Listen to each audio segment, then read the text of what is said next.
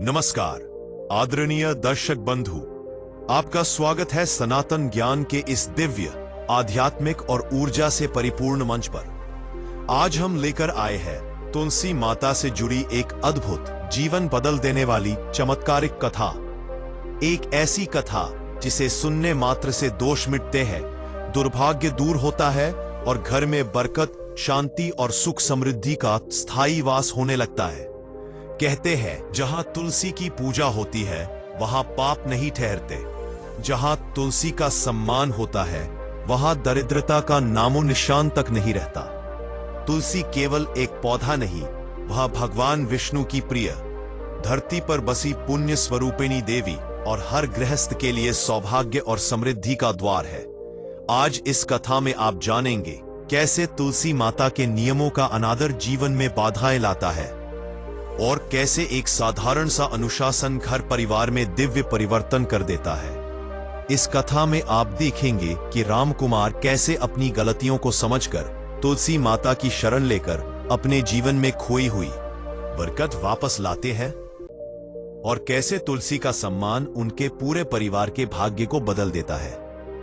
तो दर्शक बंधु, यदि आप सनातन धर्म, तुलसी महिमा, भक्ति, पुराण और दिव्य कथाओं से प्रेम रखते हैं तो इस पवित्र मंच सनातनी ज्ञान को लाइक, सब्सक्राइब और बेल आइकन अवश्य दबाएं ताकि आपकी जिंदगी में भी तुलसी माता की कृपा, विष्णु भगवान का आशीर्वाद और लक्ष्मी जी का वास बना रहे। अब मन को शांत करिए, श्रद्धा को हृदय में बैठाइए और आरंभ करते हैं आज की यह मंगलमयी, पुण्यदायी और कल्याणकारी तुलसी कथा। जहां चारों ओर हरियाली फैली हुई थी, वहां घर एक प्रकार से गांव के बीचों बीच शांति का प्रतीक था। घर की चौखट पर मां गौरी देवी रोज सुबह जल्दी उठकर तुलसी के पौधे की ओर जाती। तुलसी उनके लिए केवल एक पौधा नहीं थी, बल्कि परिवार की रक्षा और घर में सुख समृद्धि की प्रतीक थी। रामकुमार बचपन से ही मां की इन आदतों को देखता आया था, परंतु उसकी अपनी व्यस्तताओं और खेल कूद की आदतों के कारण उसने कभी तुलसी के महत्व को गहराई से नहीं समझा। तुलसी का स्थान घर के आंगन के बीचों बीच था। चारों तरफ मिट्टी के छोटे छोटे बर्तन रखे थे जिसमें हल्के हल्के फूल और पानी होते थे। मां गौरी देवी हर सुबह फूल तोड़कर तुलसी के पौधे पर चढ़ाती और हल्के से पानी से उसकी पत्तियों को नम करती। रामकुमार जब स्कूल से लौटता तो देखता कि मां एक प्रकार से प्रसन्न होती है और घर का वातावरण हर सुबह एक पवित्रता और शांति से भर जाता। रामकुमार ने कभी इस बात पर ध्यान नहीं दिया कि तुलसी की नियमित देखभाल और समय पर जल देना कितना महत्वपूर्ण है। गांव में लोग कहते थे कि तुलसी में बरकत तब आती है जब उसका सम्मान सही समय पर किया जाए। अगर किसी ने नियमों की अवहेलना की तो घर में सुख और समृद्धि कम हो जाती है। रामकुमार की मां हमेशा यह कहती कि तुलसी केवल पौधा नहीं बल्कि देवी का रूप है और उसके नियमों का पालन जीवन में खुशियां लाता है। परंतु रामकुमार अपने किशोर मन में इसे केवल धार्मिक परंपरा के रूप में ही समझता और कभी गहराई में नहीं सोचता। एक दिन रामकुमार खेल में इतना मशगूल हो गया कि उसने तुलसी को पानी देना भूल गया। जब वह शाम को घर लौटा तो उसने देखा कि मां का चेहरा उदास था। उन्होंने रामकुमार से कहा, बेटा, तुलसी को समय पर पानी न देना केवल पौधे को नुकसान नहीं पहुंचाता बल्कि घर में सुख और बरकत भी घटा देता है। रामकुमार ने केवल सिर हिलाया और सोचा कि मां बस डांट रही है। उसे यह समझ नहीं आया कि घर की छोटी छोटी परेशानियों का कारण केवल यह भूल भी हो सकता है। तुलसी के पास बैठकर रामकुमार अक्सर अपने दिन की थकान मिटाता। कभी वह खेलों की बातें करता, कभी अपने दोस्तों की मस्ती याद करता, परंतु वह अनजाने में यह भूल जाता कि यह छोटा पौधा उसके जीवन में कितनी बड़ी भूमिका निभाता है। गांव के पंडित जी अक्सर यह कहते थे कि तुलसी में सकारात्मक ऊर्जा और देवत्व होता है। जो इसे सम्मान और सही समय पर पूजा देता है उसके घर में सुख, समृद्धि और स्वास्थ्य आता है। रामकुमार की बहन राधा हमेशा तुलसी की देखभाल करती है। वह सुबह जल्दी उठकर फूल तोड़ती और तुलसी को जल देती। राधा का मानना था कि तुलसी केवल पूजा का हिस्सा नहीं बल्कि घर की रक्षा करती है। राधा कई बार रामकुमार को समझाने की कोशिश करती कि तुलसी को कभी भी सूर्यास्त के बाद या रात के मध्य में जल नहीं देना चाहिए, लेकिन रामकुमार उसे हल्के में ले लेता। उसे लगता कि ये सब बातें सिर्फ परंपरा के लिए हैं और जीवन में इसका कोई वास्तविक असर नहीं है। एक सुबह रामकुमार ने देखा कि मां तुलसी के पास बैठकर कुछ सोच रही हैं। उन्होंने रामकुमार को अपने पास बुलाया और धीरे से कहा, बेटा, तुलसी की पूजा में केवल फूल और जल नहीं बल्कि सही समय और श्रद्धा भी जरूरी है। जब हम समय का पालन नहीं करते तो घर में नकारात्मकता आती है। रामकुमार ने मां की बातों को सुनते हुए महसूस किया कि इसमें कुछ सच्चाई है, परंतु उसने इसे अपने जीवन में उतारने का विचार तुरंत नहीं किया। गांव में हर कोई तुलसी की महिमा जानता था। बच्चे भी इसे देखकर सीखते थे कि पूजा केवल दिखावे के लिए नहीं होती बल्कि उसके नियमों में जीवन की शिक्षा छुपी होती है। रामकुमार ने कई बार अपने दोस्तों को देखा जो बिना ध्यान दिए तुलसी को पानी दे देते और फिर घर में छोटी परेशानियों का सामना करते। यह उसे धीरे धीरे सोचने पर मजबूर कर रहा था। रामकुमार के जीवन में धीरे धीरे बदलाव आने लगे। कभी कभी वह भूल जाता कि तुलसी को सही समय पर जल देना चाहिए। इससे घर में छोटी छोटी परेशानियां होने लगी। खेत में फसल कम हुई, घर के काम में बाधा आई और परिवार के बीच तनाव बढ़ने लगा। राधा बार बार चेतावनी देती, लेकिन रामकुमार अपनी व्यस्तताओं में व्यस्त रहता। तुलसी के पास बैठकर रामकुमार ने पहली बार गंभीरता से सोचा कि शायद मां और गांव के पंडित जी की बातें केवल परंपरा नहीं है बल्कि जीवन के अनुभवों का हिस्सा है। उसने महसूस किया कि इस छोटे पौधे का सम्मान और उसकी देखभाल केवल धार्मिक कर्म नहीं बल्कि घर में खुशियां और बरकत लाने का मार्ग है। गांव के प्राचीन मंदिर में उस दिन की कथा कुछ अलग ही थी। मानो वातावरण पहले से अधिक गंभीर और शांत था और यही शांति रामकुमार को भीतर तक खींच लाई थी। सावन के बादलों की ठंडी छाया मंदिर की सीढ़ियों पर फैली थी और हवा में तुलसी, धूप बत्ती और चंदन की मिलीजुली खुशबू तैर रही थी। लोग समूहों में बैठे थे, महिलाएं एक ओर, पुरुष दूसरी ओर और बच्चे सबसे आगे। ठीक बीचों बीच बैठे पंडित विश्राम दास जी अपने सफेद वस्त्रों में किसी तपस्वी की तरह लग रहे थे। उनकी आंखें गहरी और स्थिर थीं और उनकी आवाज में एक ऐसा आकर्षण था कि जैसे वह केवल कथाएं नहीं बल्कि जीवन के रहस्य सुना रहे हो।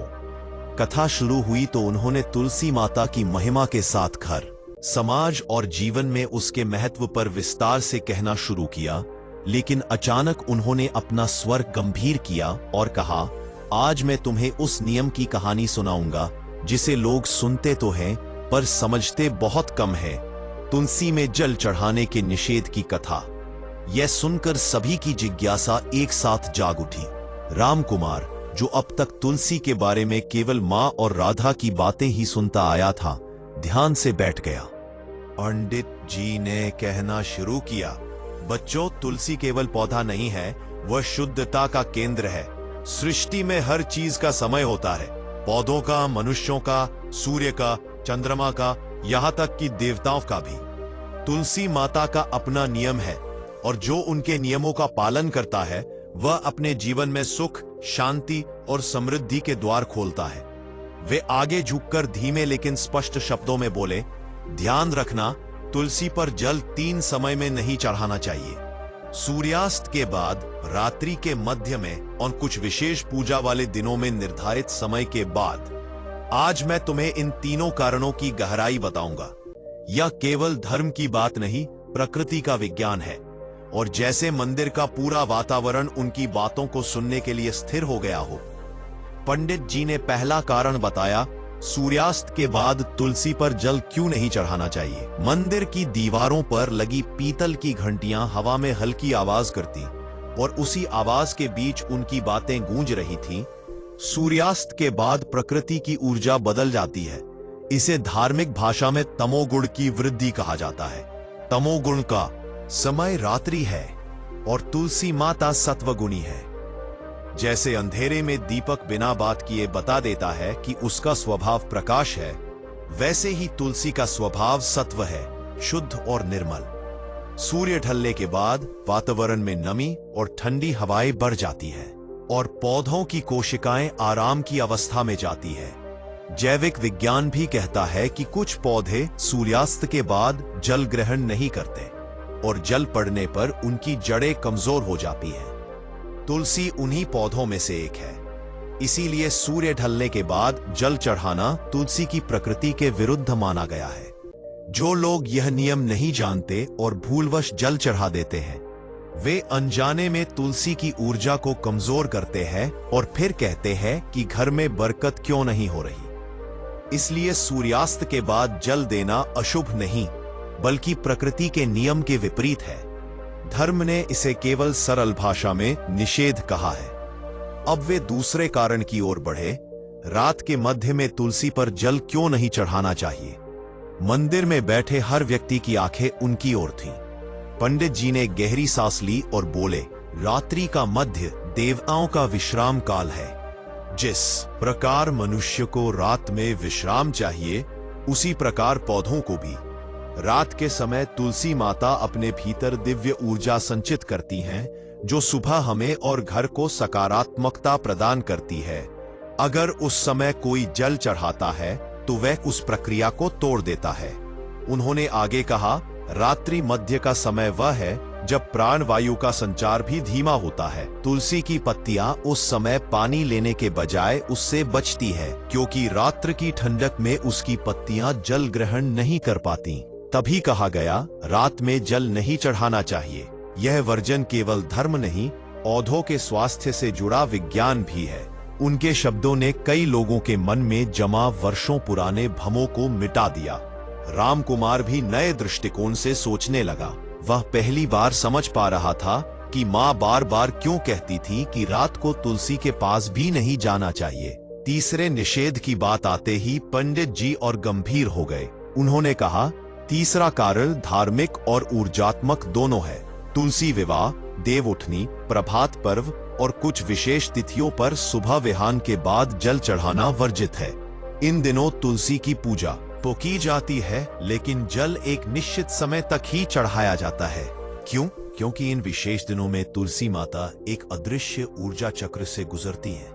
इन तिथियों पर तुलसी माता का अभिषेक काल सीमित होता है और उसके बाद वह पूजा तो स्वीकार करती है, परंतु अभिषेक यानी जल अर्पण नहीं। जैसे किसी देवी देवता की मूर्ति का विशेष समय में अभिषेक होता है, वैसे ही तुलसी का भी यह नियम हजारों वर्षों से चला आ रहा है।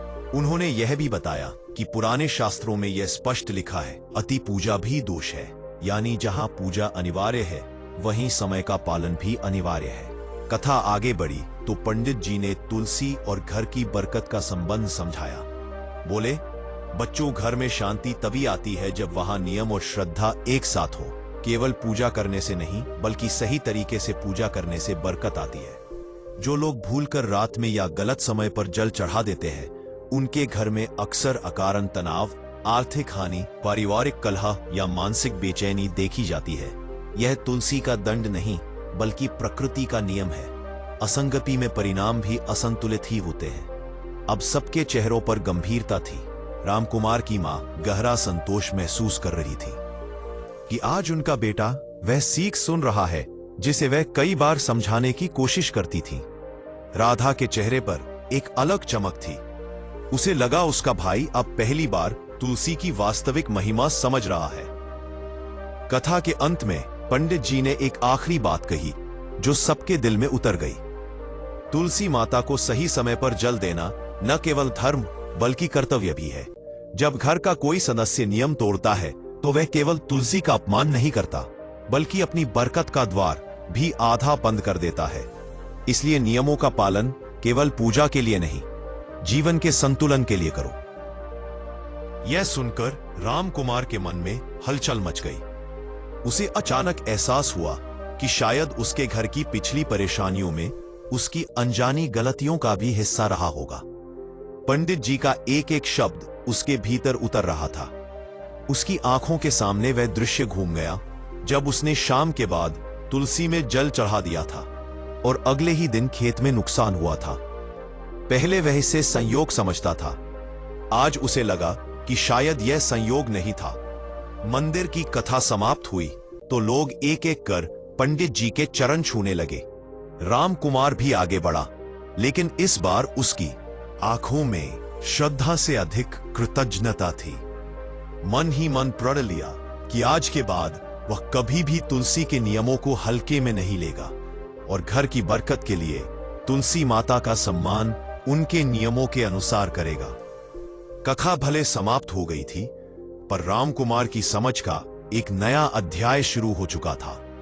एक ऐसा अध्याय जो उसके जीवन की दिशा बदलने वाला था। मंदिर की कथा समाप्त होने के बाद भी रामकुमार का मन शांत नहीं हो पा रहा था। जो शब्द उसने सुने थे वे किसी हल्की हवा की तरह नहीं, बल्कि तूफान की तरह उसके भीतर घूम रहे थे। मानो पंडित जी की हर बात उसके जीवन के किसी भूले हुए अध्याय को उजागर कर रही थी। जब वह मंदिर की सीढ़ियां उतरकर बाहर आया तो शाम का समय हो चुका था। आसमान धीरे धीरे नीला से गहरा होने लगा था और सूरज की आखिरी किरणें धान के खेतों पर इस तरह गिर रही थी जैसे सोने की धूल बिखर गई हो। पर आज उसे यह सौंदर्य वैसा आनंद नहीं दे रहा था। उसके मन में एक अजीब सी बेचैनी थी, जैसे वह किसी अदृश्य गलती का बोझ ढो रहा हो। गांव की पगडंडी से गुजरते हुए उसे मंदिर की दीवारों पर टंगी पीपल की छाया भी कुछ गंभीर लग रही थी। उसे बार बार याद आ रहा था कि कितनी बार उसने अनजाने में सूर्यास्त के बाद तुलसी में जल चढ़ा दिया था। उसे अपनी ही लापरवाही पर शर्म आने लगी। रास्ते में मिलते लोग उसे हमेशा की तरह रामू भैया कहकर बुलाते, लेकिन उनकी आवाजें आज जैसे दूर से आ रही थी। वहां से गुजरते हुए उसने देखा कि कई घरों में महिलाएं तुलसी चौरे के पास दीपक जला रही थी। लौ की पीली रोशनी शाम के अंधेरे में एक पवित्र चमक फैला रही थी और इस दृश्य ने उसे फिर याद दिलाया कि वह कितना अज्ञानी रहा है। जब वह घर पहुंचा तो राधा आंगन में बैठी धान साफ कर रही थी। उसके पास ही तुलसी चौरा था जहां दीपक जल रहा था और तुलसी माता की पत्तियां हल्की हवा में हिल रही थी। रामकुमार की निगाहें अनायास ही तुलसी पर टिक गईं। आज उसे पहली बार लगा कि यह पौधा केवल मिट्टी और पत्तियों का नहीं, बल्कि जीवित ऊर्जा का केंद्र है। राधा ने उसकी ओर देखा और मुस्कुराकर पूछा, भैया कथा अच्छी लगी? लेकिन रामकुमार उस सरल प्रश्न का सरल उत्तर नहीं दे पाया। उसने बस धीमे से कहा, राधा मुझे बहुत कुछ समझ आया है। शायद मैं बहुत दिनों से गलत कर रहा था। राधा उसकी आंखों की गहराई देखकर समझ गई कि आज कुछ बड़ा उसके भीतर बदला है। तभी मां बाहर आई, हाथ में थाली में रखा दीपक और चावल लिए हुए, और उन्होंने भी मुस्कुराते हुए कहा, पंडित जी की बातें दिल में उतर जाएं तो जीवन सुधर जाता है बेटा। यह बात इस बार रामकुमार के दिल में चुभी नहीं, बल्कि सीधे उतर गई जैसे अंधेरे कमरे में दीपक जला दिया गया हो। रात का खाना खाते समय पूरे परिवार के बीच एक अद्भुत शांति थी। पहले जहां कभी कभी घर में छोटी छोटी बातों पर तकरार हो जाती थी, आज वहां एक गहरी समझदारी का वातावरण था। खाने के बाद जब सब सोने जा रहे थे, रामकुमार अकेला आंगन में बैठ गया। आसमान में तारे चमक रहे थे और बीचों बीच तुलसी के पास जलता दीपक इसी पहरेदार की तरह स्थिर था। रामकुमार ने मन ही मन कहा, आज से मैं तुम्हारा अपमान नहीं करूंगा तुलसी माता, आज से मैं तुम्हारे नियमों का पालन करूंगा। उसने महसूस किया कि यह केवल धार्मिक प्रतिज्ञा नहीं थी, बल्कि जीवन में अनुशासन और सम्मान के नए अध्याय की शुरुआत थी। अगली सुबह वह सामान्य दिनों से भी पहले उठ गया। हल्की ठंडक थी और हवा में मिट्टी की खुशबू तैर रही थी। मां जब बाहर निकली तो वे आश्चर्यचकित रह गई। रामकुमार पहले से ही तुलसी चौरे के पास खड़ा था। उसने मां से जल और फूल लिए और पहली बार पूर्ण श्रद्धा से तुलसी को स्पर्श कर जल अर्पित किया। उसकी हर क्रिया में एक अलग ही गंभीरता थी, मानो वह कोई पवित्र कार्य कर रहा हो। मां की आंखों में गर्व था और राधा की आंखों में खुशी। उस दिन खेत जाते समय रामकुमार के कदम हल्के थे। रास्ते में उसे लगा कि आज हवा भी पहले से अधिक मधुर है। खेत में पहुंचकर उसने फसल को देखा। वही फसल जो कुछ दिनों पहले कमजोर लग रही थी, आज कुछ बेहतर दिख रही थी। उसे लगा जैसे प्रकृति ने उसके मन की कसम सुन ली हो। उसने अपने साथी किसान मित्रों से भी बात की और पहली बार तुलसी के नियमों के बारे में उन्हें समझाने लगा। उसके मित्र पहले हंसे, फिर गंभीर हुए और कुछ ने स्वीकार किया कि इन्होंने भी कई बार गलत समय पर तुलसी में जल चढ़ाया है। शाम को गांव में फिर चर्चा चली, क्या आजकल रामू बदल गया है, इतने ध्यान से पूजा कर रहा है? कुछ बुजुर्गों ने कहा, बदलना अच्छा है जब दिशा सही हो, लेकिन यह बदलाव केवल पूजा से नहीं था, यह उसके भीतर उठी जिम्मेदारी और समझ का परिणाम था। उधर पंडित जी के पास भी चर्चा पहुंची। वे मुस्कुराए और बोले, जब एक मनुष्य सच में सीखने को तैयार होता है, तब एक शब्द भी उसके जीवन को बदल सकता है। रात को जब रामकुमार घर लौटा तो उसने देखा कि तुलसी चौरा आज असाधारण रूप से सुंदर लग रहा है। आसपास की मिट्टी चमक रही थी, जैसे किसी ने सावधानी से साफ किया हो। राधा ने बताया, मैंने सोचा अब से तुलसी माता की छोटी से छोटी सेवा भी ध्यान से करनी चाहिए। मां ने भी कहा, घर में बरकत तब आती है जब घर के हर सदस्य के मन में सम्मान हो। रामकुमार को लगा कि शायद इसी सम्मान की कमी ने पहले उनके परिवार को परेशान किया था, अनजाने में ही सही, पर नियम की उपेक्षा जीवन में असंतुलन ला देती है। आज उसने पहली बार इस बात को स्वीकार किया कि धर्म केवल पूजा नहीं, जीवन का अनुशासन है और तुलसी के नियम उस अनुशासन का पहला पथ है। यही विचार उसके भीतर किसी वज्र की तरह उतर गया और उसे महसूस हुआ कि जिस चीज को वह वर्षों से केवल परंपरा समझकर निभाता रहा, वह वस्तुतः ऊर्जा और चेतना का बेहद सूक्ष्म विज्ञान है। उस सुबह जब वह तुलसी के सामने खड़ा था, तब तुलसी की पत्तियों पर जमी ओस उसे साधारण ओस नहीं लगी। ऐसा जान पड़ा जैसे पौधे ने रात भर उसके घर की हर नकारात्मकता को अपने भीतर समेटकर शुद्ध किया हो और अब वह जल की एक बूंद के लिए प्रतीक्षारत हो। ऐसे जल के लिए जो केवल पानी न हो, बल्कि भाव और श्रद्धा से भरपूर हो। उसे याद आने लगा कि कैसे पिछले कुछ वर्षों में तुलसी की उपेक्षा हुई थी, कभी जल्दबाजी में, कभी अनजाने में, और कभी चिड़चिड़े मन से जल चढ़ाने का प्रयास करके उसने स्वयं अपने घर की ऊर्जा को अव्यवस्थित किया था। घर में होने वाले छोटे छोटे झगड़े, दुकान में होने वाली अनायास हानियां, बच्चों का पढ़ाई से मन हटना, सैमती का चेहरा हमेशा उदास सा लगना, ये सब उसे पहले जीवन की सामान्य परेशानियां प्रतीत होती थी। लेकिन आज पहली बार उसे समझ आया कि इन सब के पीछे कोई गहरा कारण था, और वह कारण वही था जिसे उसने कभी महत्व ही नहीं दिया, ऊर्जा का संतुलन। रिद्धि ने कल ही कहा था कि तुलसी केवल पौधा नहीं, यह घर की प्राण नाड़ी है, और जब कोई प्राण नाड़ी अव्यवस्थित होती है तो शरीर, चाहे व्यक्ति का हो या घर का, दोनों बीमार पड़ जाते हैं। आज ये बात उसके भीतर किसी सत्य की तरह चमकने लगी थी। उसने महसूस किया कि जैसे पत्तियों से हल्की सी कंपन निकल रही हो। उसे लगा कि पौधा उससे बात कर रहा है, न शब्दों में बल्कि ऊर्जा की भाषा में। उसे याद आया कि उसकी दादी भी कहती थी कि तुलसी को माता कहा जाता है और माता का सम्मान कभी भूलना नहीं चाहिए। आज उसे लगा कि वर्षों से वह इसी सम्मान की कमी से जूझ रहा था। उसके मन में हल्का अपराध बोध भी जागा, लेकिन उसी के साथ एक आशा भी कि अभी समय बीत नहीं गया है, अभी सुधार संभव है। प्रकृति कभी दंड नहीं देती, वह केवल संतुलन के नियम का पालन कराती है, और यदि मनुष्य अपनी भूल सुधार ले तो प्रकृति तुरंत अपने आशीर्वाद का द्वार खोल देती है। उधर रिद्धि भी आंगन में आ गया। वह रामकुमार के चेहरे की गंभीरता देखकर समझ गया कि आज का दिन उसके जीवन में परिवर्तन लाने वाला है। वह बोला, काका, जब जीवन नियमों से चलता है तब सब कुछ सुलझा और सहज होता है, लेकिन जब नियम टूटते हैं तो ऊर्जा का प्रवाह उलट जाता है। तुलसी के नियम भी ऐसे ही हैं, साधारण दिखते हैं पर प्रभाव गहरा होता है।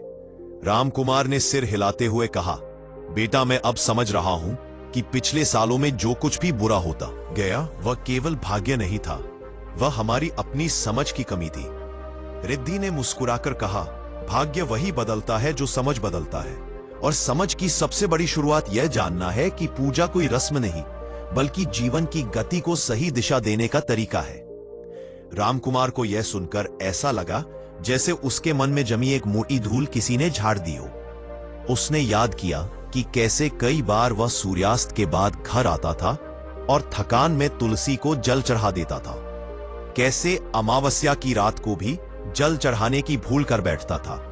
और कैसे रात के अंधेरे में जब हवा में स्थिरता की तरंग जम जाती है तब भी वह जल चढ़ा देता था।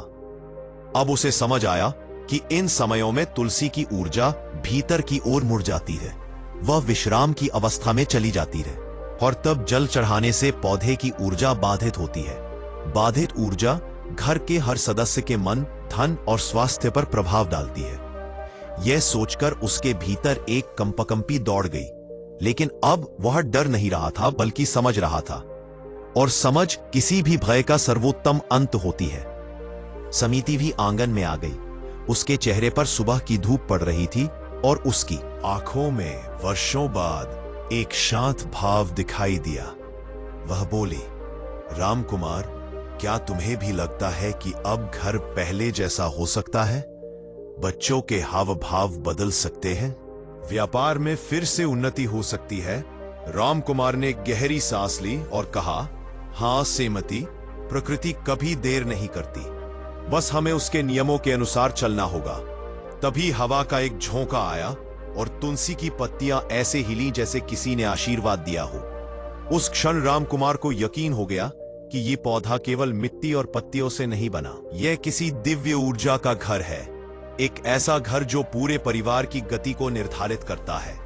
उसने मन ही मन एक संकल्प लिया, अब से वो हर सुबह सूर्य निकलते ही तुलसी को जल देगा, शांत मन से, संयत भाव से, और रात होने के बाद कभी भी उसे स्पर्श नहीं करेगा। वो तय कर चुका था कि अमावस्या की रात को तुलसी को विश्राम देगा। रिद्धि ने उसे समझाया, काका, जब आप अनुशासन का पालन करेंगे तब घर की नकारात्मक ऊर्जा धीरे धीरे खत्म होती जाएगी। पहले वातावरण बदलेगा, फिर सोच बदलेगी और अंत में जीवन बदलेगा। बस कुछ दिनों में आप देखेंगे कि घर में अजीब सी शांति बनी रहती है, झगड़े कम होते हैं, बच्चों के स्वभाव में सुधार आता है और व्यापार की दिशा अपने आप सुधरने लगती है। रामकुमार ने यह सब सुना और ऐसा महसूस किया जैसे किसी ने वर्षों से दबा बोझ अचानक उसके कंधों से उतार दिया हो। वह भीतर जाकर चौकी पर बैठा और आंखें बंद कर ली। उसे लगा कि भीतर एक नई ऊर्जा जन्म ले रही है, एक ऐसी ऊर्जा जो अब उसके जीवन को किसी नई दिशा में ले जाएगी। वह समझ चुका था कि धर्म केवल मंदिर में जाकर धूप दिखाने का नाम नहीं, बल्कि वह तो जीवन की हर सांस में बसता है, हर कार्य में, हर निर्णय में, हर नियम में। और धर्म का पहला पथ है अनुशासन, चाहे वह तुलसी से जुड़ा हो या जीवन से। रामकुमार की आंखें अभी भी बंद थीं, लेकिन उसका मन जैसे खुलने लगा था। वर्षों से जमी धूल किसी अदृश्य हवा ने हटा दी हो। उसे महसूस हुआ कि जिस सत्य की तलाश में वह अनजाने में भटकता रहा, वह उसके ही आंगन में, उसकी ही तुलसी के पास हमेशा खड़ा रहा, पर उसकी दृष्टि कभी उस तक पहुंची ही नहीं। वह सोचता रहा कि पूजा पाठ केवल कर्मकांड हैं, पर आज उसे पहली बार स्पष्ट दिखा कि पूजा का अर्थ केवल हाथ जोड़ना नहीं, बल्कि मन को सही दिशा देना है, और यही दिशा जीवन के हर क्षेत्र में अनुशासन बनकर उतरती है। उसने धीरे से आंखें खोली और देखा कि आंगन में धूप का एक पतला सा तीर तुलसी के पत्तों पर गिर रहा था। हवा हल्की थी, पत्तियां धीरे धीरे हिल रही थी, जैसे किसी मौन भाषा में उससे कुछ कह रही हो। उसे मां की बात याद आई, तुलसी केवल पौधा नहीं, घर की शुद्धता और संतुलन का केंद्र है। आज तक उसे ये बातें केवल परंपरा की बातें लगती थीं, पर अब उसे लगा कि घर की ऊर्जा, घर का तालमेल, घर का सुकून सब किसी अदृश्य धागे में बंधे होते हैं, और वही धागा कभी कभी छोटी सी लापरवाही से टूट जाता है। वह सोचने लगा कि आखिर क्यों, जब उसने अनजाने में गलत समय तुलसी को जल चढ़ाया था, तभी से घर में बेचैनी का दौर शुरू हुआ। क्यों हर काम अटकता गया, हर निर्णय भारी लगता गया। उसे पहली बार लगा कि प्रकृति के नियमों की उपेक्षा, चाहे धार्मिक नियम ही क्यों न हो, जीवन को असंतुलित कर देती रहे। जैसे कोई तार अपने सही सुर से जरा सा हट जाए और पूरा गीत बेसुरा हो जाए। वह उठा, आंगन में गया और तुलसी के पास खड़ा हो गया। तुलसी का रंग आज उसे पहले से भी अधिक गहरा और जीवंत लगा, जैसे वह पौधा नहीं बल्कि कोई जागृत शक्ति हो। उसने मन ही मन प्रण लिया कि अब से वह तुलसी के नियमों का पालन केवल परंपरा के नाम पर नहीं, बल्कि समझ के साथ करेगा, सम्मान के साथ करेगा, क्योंकि जो नियम आत्मा को अनुशासित करते हैं वही जीवन को भी सफल बनाते हैं। उसी क्षण उसे दूर से राधा की आवाज सुनाई दी। वह आ रही थी और उसके चेहरे पर एक आश्चर्य मिला हुआ संतोष था, जैसे वह भाई में यह परिवर्तन महसूस कर चुकी हो। राधा बोली, भैया लगता है आज आप सच में कुछ समझ गए हो। रामकुमार ने मुस्कुराकर उसकी ओर देखा और बोला, हाँ राधा, आज पहली बार लगा है कि जो बातें मां कहती थी वह सिर्फ धर्म की बातें नहीं थी, वह जीवन चलाने की बातें थी। राधा ने कहा, तुलसी केवल पूजा का विषय नहीं, वह घर की आत्मा है। जब उसका ध्यान सही ढंग से रखा जाता है तो घर अपने आप संवरने लगता है। रामकुमार ने धीरे से सिर हिलाया। अब यह बातें उसे किसी आदर्श की तरह नहीं, बल्कि वास्तविकता की तरह लग रही थी। उसने तुलसी की माटी को हल्का सा छुआ और महसूस किया कि यह नमी केवल मिट्टी की नहीं, बल्कि उसकी अपनी चेतना की है, जो अब जाग चुकी थी। उसे लगा जैसे तुलसी ने उसे अपने ढंग से शिक्षा दी है, बिना शब्दों के, बिना तर्कों के, केवल अनुभव से। हवा का एक झोंका आया जिसने तुलसी के पत्तों को हिला दिया, और उसी के साथ रामकुमार के भीतर भी एक नया संकल्प हिलोर लेने लगा। उसने सोचा कि अगर एक छोटा सा पौधा घर की ऊर्जा को बदल सकता है, तो इंसान अपने भीतर का अनुशासन रखकर ना जाने कितना कुछ बदल सकता है। तभी पंडित जी भी आंगन में आ गए। शायद राधा ने किसी काम से उन्हें बुलाया था। उन्होंने रामकुमार के चेहरे पर शांति और दृढ़ता की चमक देखी और मुस्कुराते हुए बोले, लगता है बेटा, आज तुलसी ने तुम्हें अपना पाठ पढ़ा दिया। रामकुमार ने उनके चरण छुए और बोला, पंडित जी, आज समझ आया कि धर्म वह चीज नहीं जिसे केवल निभाया जाता है, धर्म वह है जिसे समझकर जिया जाता है। पंडित जी ने कहा, हाँ, और जब धर्म जीवन में उतरता है तो जीवन व्यवस्थित हो जाता है। तुलसी के नियम भी उसी व्यवस्था का हिस्सा है। जब तुम प्रकृति और नियमों का सम्मान करते हो तो प्रकृति भी तुम्हें सम्मान देती है और भगवान बरकत देते हैं। उनके शब्द रामकुमार के भीतर उतरते चले गए। वह सोचने लगा कि अब से वह केवल तुलसी के नहीं, बल्कि जीवन के हर नियम के प्रति जागरूक रहेगा। चाहे वह समय पर उठना हो, सही निर्णय लेना हो, माता पिता की सेवा हो या खेती का काम। उसने महसूस किया कि अनुशासन इंसान का भाग्य बदल सकता है। जैसे तुलसी का एक नियम, जिसका पालन अब वह कठोरता नहीं बल्कि श्रद्धा के साथ करेगा।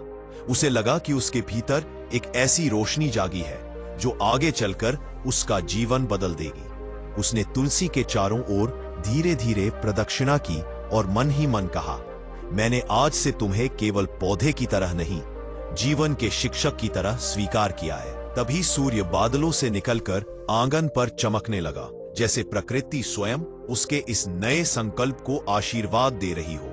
रामकुमार ने चारों ओर देखा। घर वही था, दीवारें वही थीं, आंगन वही था, पर उसे लगा कि कुछ बदल गया है और यह परिवर्तन बाहर नहीं, उसके भीतर हुआ है।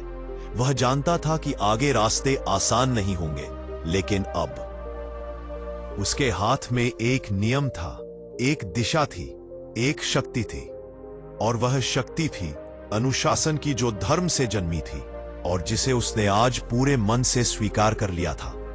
अब जब रामकुमार के भीतर यह संकल्प जन्म ले चुका था कि आगे का रास्ता चाहे कितना भी कठिन हो, वह अपने कदमों को अनुशासन की डोर से ही बांधेगा, तो उसके मन में एक अजीब सी दृढ़ता फैलने लगी। जैसे वर्षों से भटके हुए रास्तों पर अब अचानक कोई प्रकाश स्तंभ खड़ा हो गया हो, जो दूर तक फैले अंधेरे को चीरता हुआ उसे रास्ता दिखा रहा हो। वह जानता था कि जीवन की कठिनाइयां किसी जादू से गायब नहीं होंगी, ना ही मनुष्य का भाग्य केवल एक निर्णय से बदल जाता है। पर वह यह भी समझ चुका था कि मनुष्य के भीतर जब दिशा आ जाती है, तब उसकी हर चाल, हर विचार, हर कदम बदलने लगता है, और वही बदलाव धीरे धीरे भाग्य को नया रूप देता है। वह तुलसी के पास कुछ देर और खड़ा रहा, जैसे वह पौधा उसके संकल्प को अपने भीतर संरक्षित कर रहा हो। हवा में एक हल्की सी नमी थी, और उसे लगा जैसे तुलसी ने अपना आशीर्वाद उस हवा में मिलाकर उसको चारों ओर फैला दिया हो। तभी मां की खांसी की आवाज आई और रामकुमार ने देखा कि गौरी देवी चौखट पर खड़ी उसे देख रही थी। उनकी आंखों में एक शांत सी चमक थी, जैसे वे जानती हों कि उनके बेटे में आज कुछ बदल गया है। रामकुमार उनके पास गया, उनके पांव छुए और बोला, मां, आज लगता है मैंने सच में तुलसी की महिमा को समझा है। मां ने उसके सिर पर हाथ फेरते हुए कहा, बेटा, नियम केवल बांधते नहीं बल्कि बचाते भी है। जब इंसान नियम निभाता है तो प्रकृति उसके पक्ष में खड़ी होती है, और जब नियम टूटते हैं तो जीवन में उलझने बढ़ती है। बात को केवल सुना नहीं बल्कि अनुभव किया। मां रसोई की ओर चली गई और रामकुमार अपने कमरे में गया, जहां धूल और फैली हुई चीजों को देखकर उसे लगा कि उसने अपने जीवन की तरह कमरे को भी बेतरतीब होने दिया था। और जैसे मन में अनुशासन आने लगा, वैसे उसे लगा कि वह अपने चारों ओर की दुनिया को भी व्यवस्थित करना चाहता है। उसने झाड़ू उठाई, कमरे को साफ किया, किताबों को सीधा रखा, कपड़ों को तह किया, और यह करते समय उसे ऐसा लगा जैसे वह केवल कमरे को नहीं बल्कि अपने जीवन को साफ कर रहा हो। वह सोचने लगा कि जब इंसान नियम और अनुशासन को अपनाता है तो उसका प्रभाव केवल बाहर के कामों पर नहीं बल्कि उसके भीतर के विचारों पर भी पड़ता है। उसी क्षण उसे अपने खेतों की याद आई, जहां पिछले कई महीनों से उत्पादन कम हो रहा था। मिट्टी सूख रही थी और मेहनत का फल उतना नहीं मिल रहा था। उसे लगा कि अगर जीवन की ऊर्जा असंतुलित हो जाए तो उसका असर खेतों पर भी पड़ सकता है, क्योंकि खेत भी तो जीवन का हिस्सा है और किसान का हृदय मिट्टी से ही तो जुड़ा होता है। उसने ठान लिया कि अब वह अपने खेतों को भी नए अनुशासन से संभालेगा। समय पर पानी देगा, समय पर खाद डालेगा, समय पर बीज बोएगा, और सबसे बढ़कर यह सब श्रद्धा से करेगा। वह जानता था कि अगर मन में श्रद्धा हो और कर्म में अनुशासन, तो फसलें भी अपना रंग बदल देती है। दोपहर होते होते वह खेत की ओर चल पड़ा। रास्ते में उसे गांव वाले मिले, जो पहले उसकी परेशानी देखकर कहते थे कि शायद उसके भाग्य में ही कठिनाइयां लिखी है, पर आज उसके चेहरे पर एक नए आत्मविश्वास को देखकर वह भी हैरान थे। किसी ने पूछा, रामकुमार, आज बहुत बदल गए लगते हो। उसने मुस्कुराकर कहा, बस इतना समझ गया हूं कि नियम केवल पालन करने के लिए नहीं होते, वह व्यक्ति को भीतर से बदल देते हैं। गांव वाले इस उत्तर को सुनकर आपस में बातें करते रहे, पर रामकुमार बिना रुके आगे बढ़ता गया। खेत में पहुंचकर उसने मिट्टी को अपने हाथों में लिया। मिट्टी में नमी कम थी, पर वह अब उसे दोष देने नहीं आया था। वह यहाँ मिट्टी को अपनी ऊर्जा, अपने संकल्प की ऊष्मा देने आया था। उसने मिट्टी को धीरे से गिराया और मन ही मन कहा, मैंने अब समझ लिया है कि तुम्हें केवल मेहनत नहीं चाहिए, तुम्हें अनुशासन चाहिए, जैसा जीवन को चाहिए। उसे ऐसा लगा जैसे मिट्टी ने उसकी बात सुन ली हो और एक हल्की सी सुगंध हवा में फैल गई। वह देर तक खेत में योजनाएं बनाता रहा, कहाँ नई नाली बनानी है, कहाँ नया बीज बोना है, अगली फसल कौन सी होनी चाहिए, पानी की व्यवस्था कैसे बेहतर हो सकती है, और सबसे जरूरी बात, यह सब कैसे वह समयबद्ध तरीके से कर सकेगा। शाम होने लगी, हवा ठंडी हो गई और वह घर लौट पड़ा। आंगन में पहुंचकर उसने देखा कि राधा तुलसी के पास दीप जला रही थी, पर इस बार आरती की लौ को देखकर रामकुमार को केवल एक धार्मिक क्रिया नहीं बल्कि ऊर्जा का प्रवाह दिखाई दिया। वह सोचने लगा कि कैसे एक छोटा सा नियम, जैसे सूर्यास्त के बाद तुलसी को जल न चढ़ाना, जीवन की ऊर्जा को संतुलित रखता है, क्योंकि प्रकृति का हर नियम समय से बंधा है, और जब इंसान भी अपना समय सही दिशा में लगाता है तब उसके जीवन में भी प्रकाश बढ़ने लगता है। रात का भोजन करते समय मां ने पूछा, बेटा, अब आगे क्या सोच रहा है? रामकुमार बोला, मां, अब मैं हर काम समय के अनुसार करूंगा, चाहे वह पूजा हो, खेती हो या जीवन का कोई निर्णय। अब मुझे लगता है कि बरकत तभी आती है जब इंसान अपने कर्म में अनुशासन लाता है। मां मुस्कुराई और बोली, और यही धर्म है बेटा, धर्म केवल मंदिर तक नहीं, जीवन तक फैलता है। रात को रामकुमार जब अपने बिस्तर पर लेटा तो पहली बार महीनों में उसके मन में कोई चिंता नहीं थी, सिर्फ एक स्थिरता थी। जैसे उसके भीतर कोई अलग ही शांति का तालाब बन गया हो। वह नींद में जाने से पहले यही सोचता रहा कि कल से जीवन का नया अध्याय शुरू होगा, जहां किसी भी कठिनाई को वह भाग्य का दोष नहीं देगा, बल्कि उसे अनुशासन की रोशनी से पार करेगा। और यह वही रोशनी थी जिसे आज तुलसी के सामने खड़े होकर उसने अपने भीतर जलाया था। अगली सुबह जब रामकुमार जागा तो उसे ऐसा लगा जैसे रात भर किसी ने उसके भीतर की धूल झाड़ दी हो। उसके मन का कमरा आज पहले से कहीं अधिक साफ था, बिल्कुल वैसे ही जैसे उसने पिछले दिन अपना वास्तविक कमरा साफ किया था। बाहर सूरज की किरणें हल्के हल्के आंगन में फैल रही थीं और तुलसी के पत्तों पर चिपकी ओस छोटे छोटे मोतियों की तरह चमक रही थी, मानो तुलसी ने रात भर कुछ संचित किया हो और अब भोर के उजाले में उसे धीरे धीरे प्रकट कर रही हो। रामकुमार तुलसी के पास पहुंचा और कुछ क्षण खड़ा होकर उसे देखने लगा। अब उसमें केवल पौधा नहीं दिखता था, बल्कि एक जीवित शिक्षक दिखता था जो उसे हर सुबह एक नया संदेश, एक नया नियम, एक नया अनुशासन सिखा देता था। उसने धीरे से हाथ जोड़कर प्रणाम किया और मन ही मन कहा कि आज का दिन वह पूरी तरह उस नई दिशा को समर्पित करेगा जो पिछले 2 दिनों से उसके भीतर अंकुरित हो रही थी। उसने सोचा कि जीवन में परिवर्तन तभी आता है जब इंसान उस परिवर्तन की ओर पहला कदम उठाता है, और वह कदम अक्सर छोटा होता है पर प्रभाव बड़ा।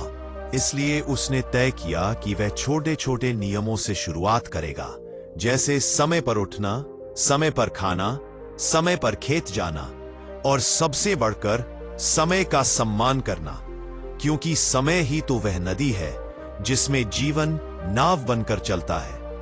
वह रसोई में पहुंचा जहां मां चाय बना रही थी।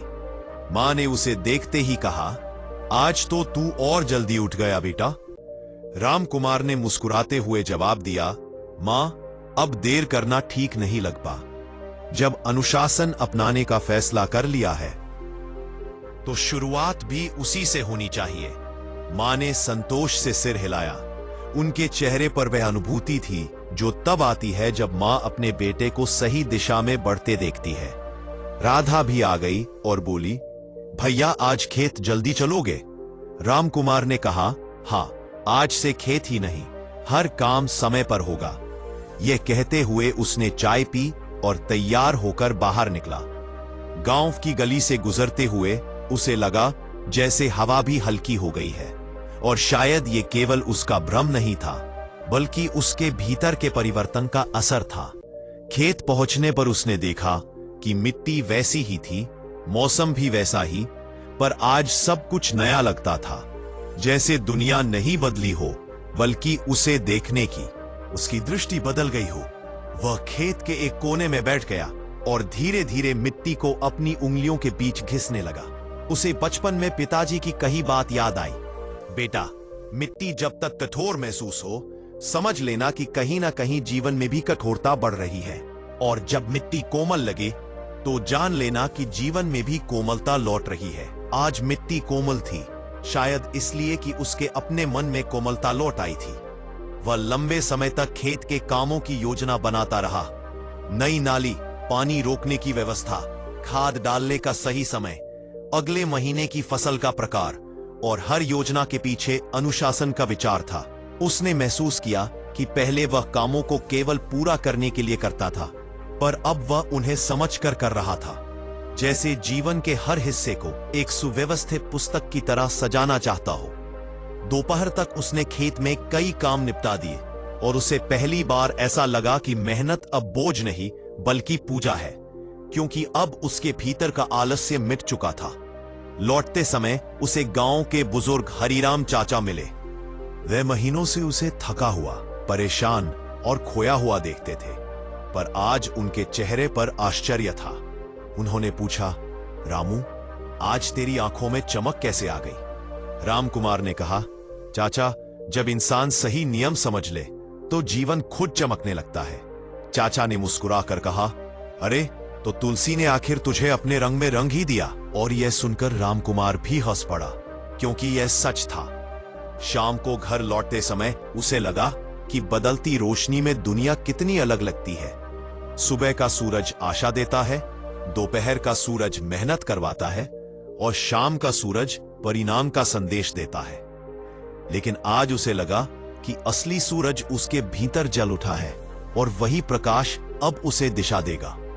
जब वह घर पहुंचा तो राधा आंगन में बैठी सब्जियां काट रही थी। उसने पूछा, भैया आज काम ठीक से हुआ? रामकुमार ने कहा, आज काम ही नहीं मन भी ठीक हुआ। राधा ने उसकी आवाज में स्थिरता महसूस की और बोली, भैया जब मन ठीक हो जाए ना तो बाकी सब अपने आप ठीक हो जाता है। रात का भोजन करते समय मां ने कहा, बेटा आज तेरी बातें सुनकर लगता है कि तू केवल समझा नहीं बदला भी है। रामकुमार ने कहा, मां परिवर्तन तभी असली होता है जब वह मन से शुरू हो और कर्म तक पहुंचे। रात को वह फिर तुलसी के पास बैठा। आज हवा थोड़ी तेज थी और तुलसी की पत्तियां तेजी से डोल रही थी, जैसे वे उसे उसके संकल्प की याद दिला रही हो। उसने महसूस किया कि अनुशासन केवल दिन के उजाले का विषय नहीं बल्कि रात की गहराई का भी हिस्सा है। वह चीज है जो मन को मार्ग दिखाती है, चाहे अंधेरा कितना भी गहरा हो। उसने सोचा कि आने वाले दिनों में उसे कई परीक्षाओं से गुजरना पड़ेगा। कभी आलस से लौटने की कोशिश करेगा, कभी हालात बिगड़ेंगे, कभी लोग टोकेंगे, कभी काम बिगड़ेंगे, पर अब उसके पास एक शक्ति थी जिसे वह खोना नहीं चाहता था, और वह शक्ति थी अनुशासन, जो धर्म से जन्मी थी। वह सोच रहा था कि धर्म केवल पूजा में नहीं, खेत की मेड़ों में भी है, केवल मंत्रों में नहीं, कर्मों में भी है, केवल मंदिर में नहीं, घर में भी है, केवल तुलसी में नहीं, हर उस निर्णय में है जिसे इंसान ईमानदारी और सत्य के साथ लेता है। वह देर रात तक जागता रहा और उसके भीतर एक गहरा संकल्प आकार लेता गया। एक ऐसा संकल्प कि चाहे जीवन उसे कितनी भी कठिनाइयां दे, वह अब अपने नियमों, अपने अनुशासन और अपनी दिशा से नहीं डगमगाएगा। वह जान चुका था कि अनुशासन इंसान को बांधता नहीं बल्कि मुक्त करता है। मुक्त करता है भ्रम से, आलस्य से, भय से और असफलता से। और अब वह वही स्वतंत्रता जीना चाहता था जिसे उसने आज समझा था। उसके भीतर एक शांत मुस्कान उभरी और उसी मुस्कान के साथ वह नींद में चला गया।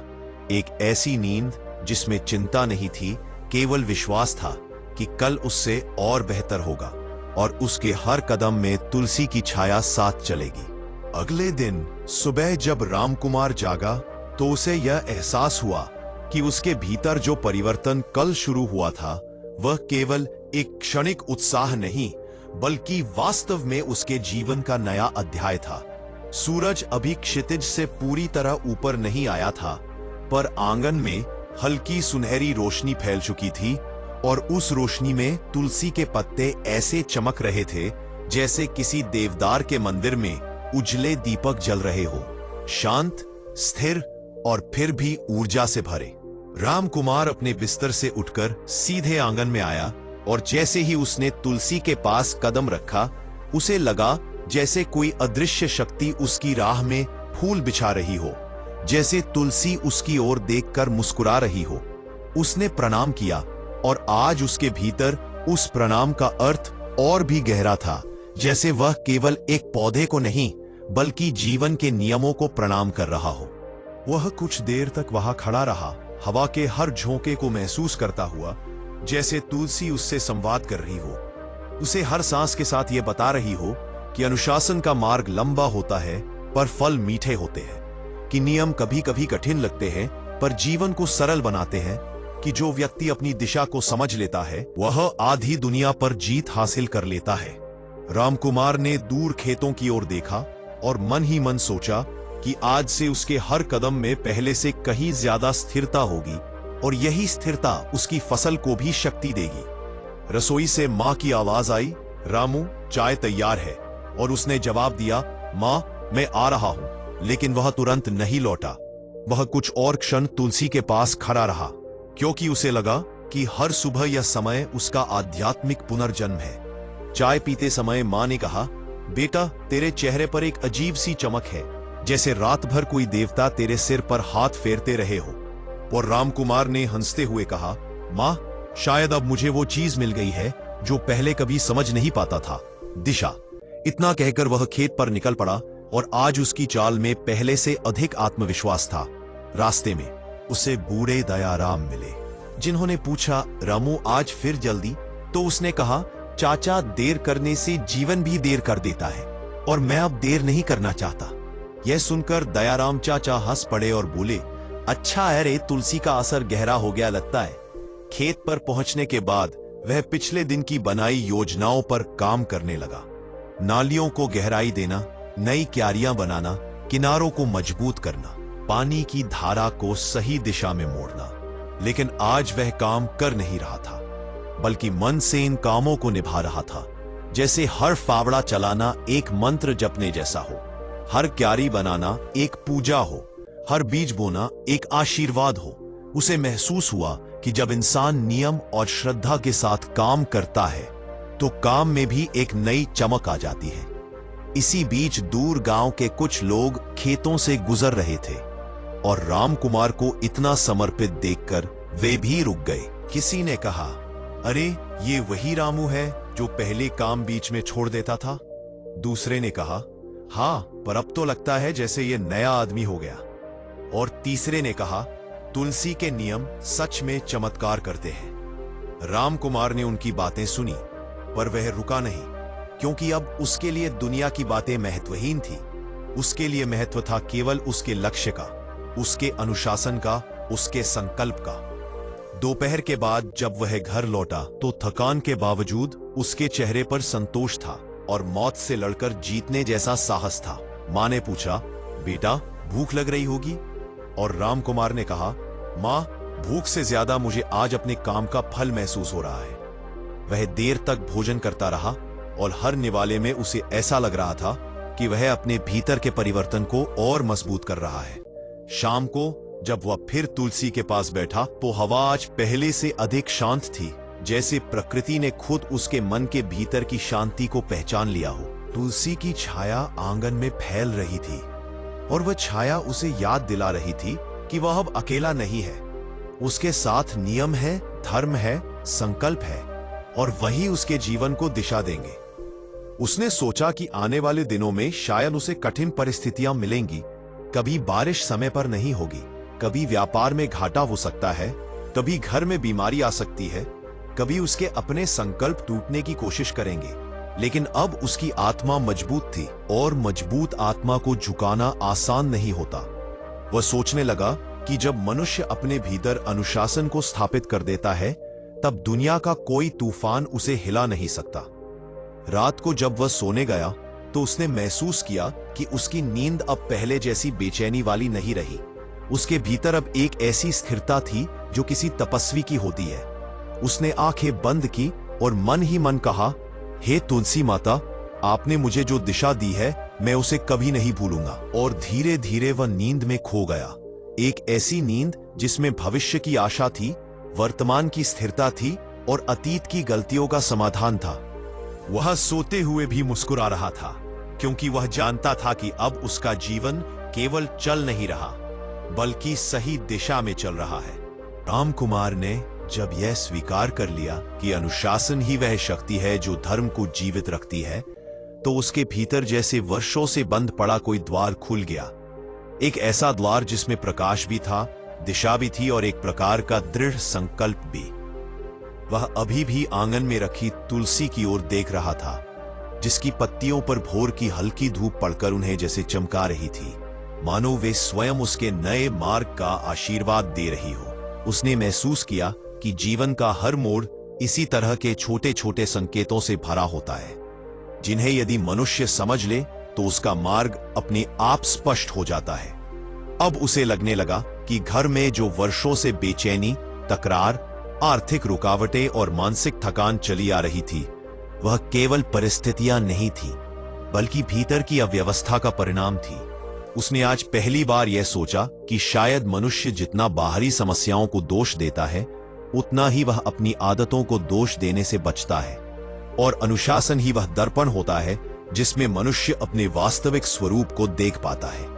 उसके मन में अचानक अपने पिता की याद ताजा हो गई, वह भी सुबह तुलसी को जल चढ़ाने के नियम को कभी नहीं तोड़ते थे, चाहे बारिश हो, तेज ठंड हो या फिर घर में कोई बड़ा उत्सव ही क्यों ना हो। और शायद यही वह कारण था कि उनके समय में घर में इतनी स्थिरता और संतुलन था। वह सोचने लगा कि पिताजी हमेशा कहा करते थे, नियम का पालन व्यक्ति के लिए नहीं, व्यक्ति की आत्मा के लिए होता है। और आज उसे उनकी इस बात का अर्थ सच में समझ आया था। रामकुमार ने खुद से वचन लिया कि वह न केवल तुलसी बल्कि जीवन के हर क्षेत्र में अनुशासन स्थापित करेगा, चाहे वह समय पर उठना हो, काम में ईमानदारी हो, परिवार के प्रति संवेदनशीलता हो या अपने विचारों को नियंत्रित रखना। उसे लगा कि जैसे ही यह विचार उसके भीतर दृढ़ हुआ, वैसे ही उसके आसपास का वातावरण भी मानो बदल गया हो। हवा थोड़ी शांत लगने लगी, घर की दीवारें कम भारी लगने लगी और सबसे अधिक उसका मन जैसे किसी लंबी यात्रा से लौट रहा हो। उसके भीतर एक गहरा संतोष पैदा हुआ और उसी संतोष के साथ एक जिम्मेदारी भी, क्योंकि नियम का पालन केवल शुरुआत होती है, उसे निभाना ही असली तप होता है। वह उठकर तुलसी के पास गया और धीमे स्वर में बोला, मां तुलसी, आज से इस घर में कोई भी नियम टूटेगा नहीं। यदि मेरी किसी भूल से मेरे परिवार ने कष्ट उठाया हो तो आज मैं उसे सुधारने की प्रतिज्ञा करता हूं। उसे लगा जैसे पत्तियों ने हल्की हवा में लहराकर उसके संकल्प को स्वीकार कर लिया हो। इसी भावना के साथ उसने अपने परिवार को भी इस नई दिशा में शामिल करने का निश्चय किया। उसने सोचा कि केवल उसका स्वयं बदल जाना काफी नहीं, क्योंकि घर की उन्नति तब होती है जब घर के सभी सदस्य मन से जुड़े हो। मगर वह जानता था कि किसी पर नियम थोपे नहीं जा सकते, बल्कि अपनी बदलती आदतों से दूसरों को प्रेरणा देनी होती है। इसलिए उसने तय किया कि वह धीरे धीरे बिना किसी दबाव के परिवार के माहौल को संतुलित करेगा। वह चाहता था कि उसके बच्चे अनुशासन को मजबूरी नहीं बल्कि एक शक्ति की तरह महसूस करें। उसे लगा कि अनुशासन को अपनाना तभी आसान होता है जब उसका उद्देश्य स्पष्ट हो, और उसका उद्देश्य था परिवार का सुख, घर की बरकत और मन की स्थिरता। दिन बीतते गए और रामकुमार का संकल्प और मजबूत होता गया। सुबह वह समय पर उठने लगा और तुलसी को जल चढ़ाते समय उसका मन पहले से अधिक शांत रहता। जल्द ही उसने यह भी महसूस किया कि वे परेशानियां उसे वर्षों से हर मोड़ पर रोकती लगी थी, अब धीरे धीरे कम होने लगी थी, जैसे उसके अंदर की स्थिरता बाहरी परिस्थितियों को भी स्थिर कर रही हो। घर के खर्च जो पहले हमेशा बढ़ते दिखते थे, अब किसी तरह अपने आप संतुलित हो रहे थे। दुकान का व्यापार जो पहले महीनों से मंदा चल रहा था, अचानक नए ग्राहकों से भरने लगा था। और सबसे अधिक उसके भीतर का तनाव जो पहले कभी खत्म होता नहीं था, अब जैसे धीरे धीरे पिघल रहा था। उसे यह भी समझ आया कि जब मनुष्य भीतर से व्यवस्थित हो जाता है तो दुनिया भी उसके लिए व्यवस्थित हो जाती है। एक शाम वह तुलसी के पास बैठा था और सोच रहा था कि आखिर ऐसे छोटे छोटे नियम इतने बड़े परिवर्तन कैसे ला सकते हैं। तभी उसे याद आया कि हर धर्म में नियम इसलिए रखे जाते हैं ताकि मनुष्य अपनी ऊर्जा को बिखरने न दे, बल्कि सही दिशा में प्रवाहित कर सके।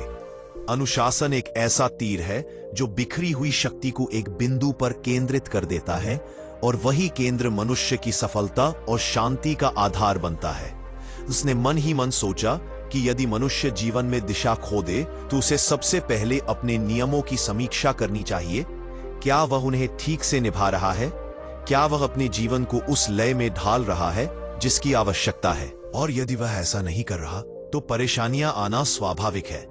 उसे अब समझ आने लगा कि घर की बरकत केवल पूजा पाठ या चढ़ावे से नहीं आती। बरकत का असली स्थान मनुष्य का मन और कर्म होता है।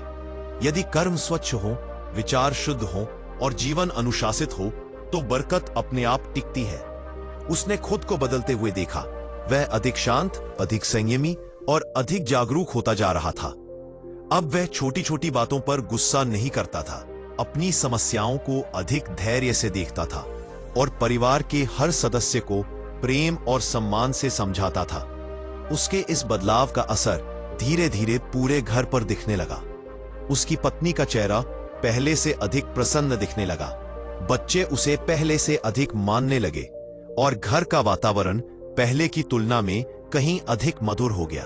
रामकुमार जानता था कि यह बदलाव स्थायी तभी होगा जब वह अपने अनुशासन को निरंतर बनाए रखेगा। इसलिए उसने अपने भीतर एक ऐसा संकल्प गढ़ा जो न केवल आज के लिए था बल्कि आने वाले वर्षों के लिए भी था। वह चाहता था कि उसका घर केवल 4 दीवारों का स्थान न रहे बल्कि एक ऐसा पवित्र स्थल बने जहां शांति, प्रेम, आदर और अनुशासन का वास हो। उसे विश्वास था कि तुलसी के नियमों से शुरू हुई यह यात्रा उसे और उसके परिवार को ऐसी ऊंचाई तक ले जाएगी जहां दुख, बाधाएं और रुकावटें अपने आप दूर हो जाएंगी, क्योंकि अनुशासन स्वयं में वह शक्ति है जो हर उलझन को सरल बना देती है। और इस प्रकार रामकुमार ने अपने जीवन का एक नया अध्याय शुरू किया, एक ऐसा अध्याय जिसमें न तो भय था, न भ्रम, न ही कोई अनिश्चितता, बल्कि केवल एक स्थिर विश्वास था कि जब मनुष्य अपने जीवन में अनुशासन को स्थान देता है तो धर्म स्वयं उसकी रक्षा करता है, उसके मार्ग को उज्जवल करता है और उसके परिवार में बरकत को स्थायी बना देता है।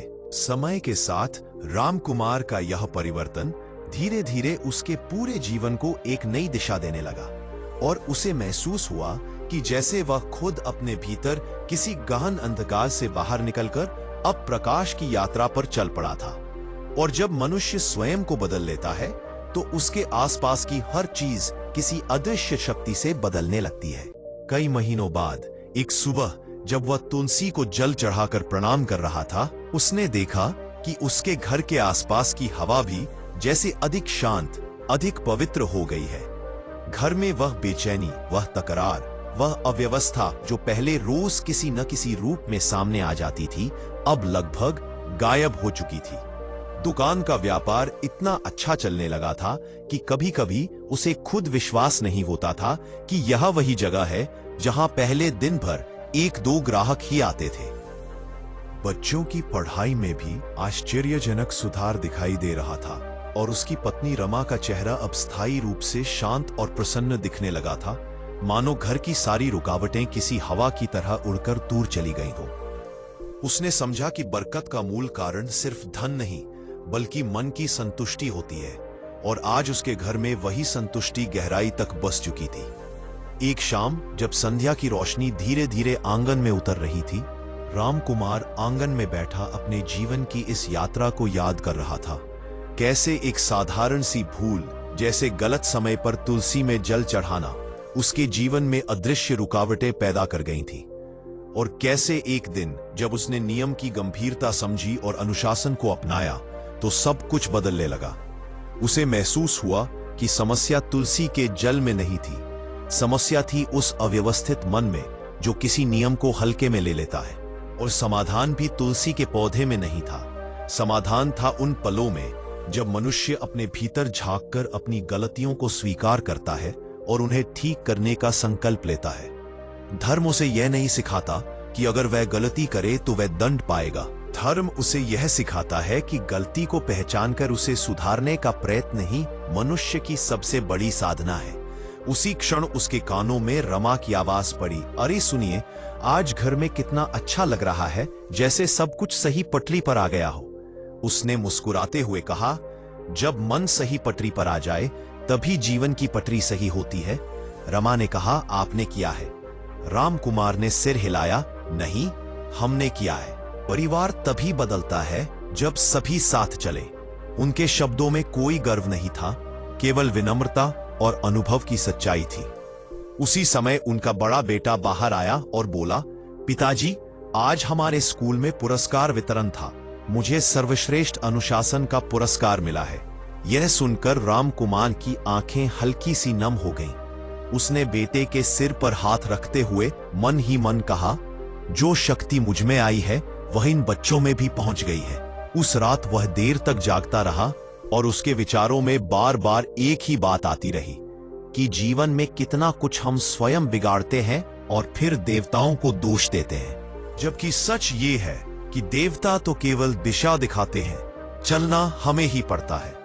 अब उसके लिए तुलसी केवल एक पौधा नहीं था, बल्कि वो घर का वह जीवंत स्थान बन चुकी थी जहां से सकारात्मक ऊर्जा पूरे वातावरण में फैलती थी, जिसका हर नियम उसके जीवन को स्थिर और संतुलित रखने का माध्यम था।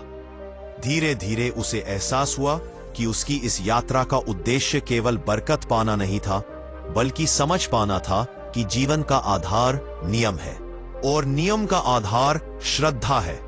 1 वर्ष बीत गया और जब उसी दिन रमा ने तुलसी चौरा साफ करते हुए कहा, सुनिए, कभी कभी सोचती हूं कि अगर उस दिन आपने बात को गंभीरता से न लिया होता तो आज हमारा घर कैसा होता। रामकुमार ने मुस्कुराकर कहा, शायद वही जो पहले था, लेकिन मनुष्य का जीवन वही बदलता है जब वो अपने भीतर की उपेक्षा को पहचानकर उसे सुधारने का निर्णय कर लेता है। उसने तुलसी की ओर देखा और मन ही मन प्रणाम किया, मानो कह रहा हो, धन्यवाद, तुमने सिर्फ मेरे घर की नहीं, मेरे विचारों की भी रक्षा की। उस क्षण उसे लगा कि उसकी यात्रा अब पूरी हो चुकी है, ना इसलिए कि उसके घर में संपन्नता आ रही थी, बल्कि इसलिए कि उसने वह सीख पाली थी जो मनुष्य को जीवन भर मार्गदर्शन देती है कि धर्म पूजा नहीं, अनुशासन है, और अनुशासन कोई बंधन नहीं, बल्कि वह कुंजी है जो जीवन के हर द्वार को खोल देती है। इसी सत्य को अपने भीतर गहराई से स्थापित करके वह उठ खड़ा हुआ और उसे लगा मानो आज उसका जीवन किसी पूर्णता को प्राप्त कर चुका है। और इस प्रकार कथा समाप्त होती है, लेकिन वह अनुशासन, वह समझ, वह श्रद्धा जो रामकुमार ने पाई, वह किसी भी मनुष्य के जीवन में कभी समाप्त नहीं होती। वह वहीं रहती है, हर कदम पर मार्ग दिखाती हुई, हर भूल को सुधारते हुए, हर घर में बरकत और शांति लाती हुई। दर्शक बंधु, कथा यहाँ शब्दों में समाप्त होती है, पर इसका संदेश, इसकी भक्ति, इसकी ऊर्जा हर उस हृदय में जीवित रहती है जो तुलसी माता को सम्मान देता है, जो धर्म के अनुशासन को अपनाता है और जो ईश्वर की कृपा को अपने जीवन में पूरे विश्वास के साथ स्वीकार करता है। आज हमने जाना कैसे तुलसी माता के नियमों का पालन, कैसे श्रद्धा, अनुशासन और पवित्रता रामकुमार के जीवन में प्रकाश लेकर आए, कैसे एक छोटी सी भूल जीवन में बाधाएं उत्पन्न कर सकती है और कैसे एक सच्चा संकल्प घर में बरकत, शांति और सुख समृद्धि का द्वार खोल देता है। कितने भी कठिन समय क्यों ना हो, कितनी भी रुकावटें क्यों ना आए, यदि मन पवित्र हो, संकल्प दृढ़ हो और तुलसी माता की कृपा साथ हो, तो ईश्वर स्वयं भक्तों का मार्ग प्रशस्त करते हैं। दर्शक बंधु, यदि इस कथा ने आपके मन को छुआ, यदि तुलसी माता की महिमा ने आपके हृदय में भक्ति जगा दी, यदि आपको लगा कि यह कथा आपके जीवन में प्रकाश भर रही है, तो आज से विनम्र निवेदन है, इस वीडियो को प्रेम से लाइक करें, चैनल सनातनी ज्ञान को सब्सक्राइब करें और बेल आइकन अवश्य दबाएं, ताकि तुलसी माता का आशीर्वाद और ईश्वर की कृपा सदैव आपके जीवन में प्रवाहित होती रहे। ज्ञान बांटने से बढ़ता है, भक्ति सुनने से गहराती है और धर्म का प्रकाश आपसे दूसरों तक पहुंचकर पूरे संसार को पवित्र करता है। हम फिर मिलेंगे एक नई कथा के साथ, एक नई सीख के साथ और ईश्वर के एक और दिव्य चमत्कार के साथ। तब तक तुलसी माता आपके घर में सुख, आपके परिवार में शांति और आपके जीवन में समृद्धि भर दे। जय तुलसी माता, जय नारायण, जय सनातन धर्म।